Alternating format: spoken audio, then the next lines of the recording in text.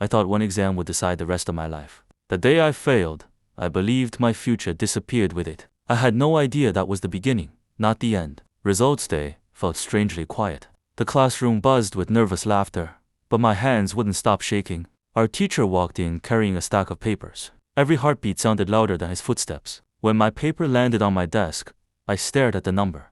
It wasn't terrible. It wasn't good either. It was far below what I had promised myself. My friend leaned over and whispered, "How did you do?" I forced a smile. "I'll be fine." I wasn't.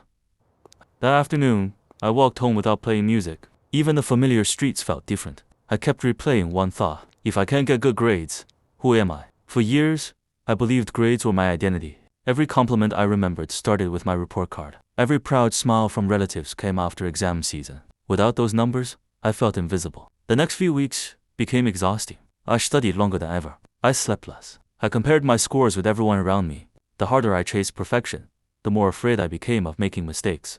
One evening, my grandfather found me staring at another practice test. He asked quietly, "Do you enjoy learning anymore?" I laughed. "Enjoy? I just need better grades." He nodded slowly. "When I was your age," he said, "I knew a man who always finished first. Nobody remembers him now, but everyone remembers the mechanic who solved everyone's problems." I didn't understand what he meant. Months passed. One afternoon, our class was given a group project. Nobody wanted to work together. Everyone cared about individual marks. Without thinking, I started organizing the team.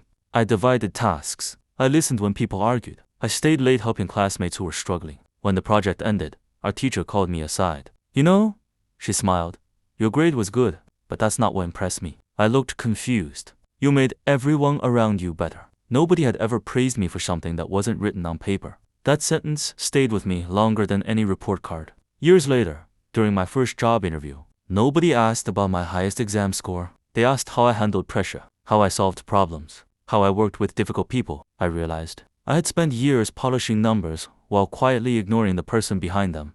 Looking back, I wasn't trapped by bad grades. I was trapped by the belief that my worth could be measured so easily. I still believe learning matters. I still try my best. But I no longer confuse my performance with my value. Some tests happen inside classrooms. The ones that shape your life usually don't.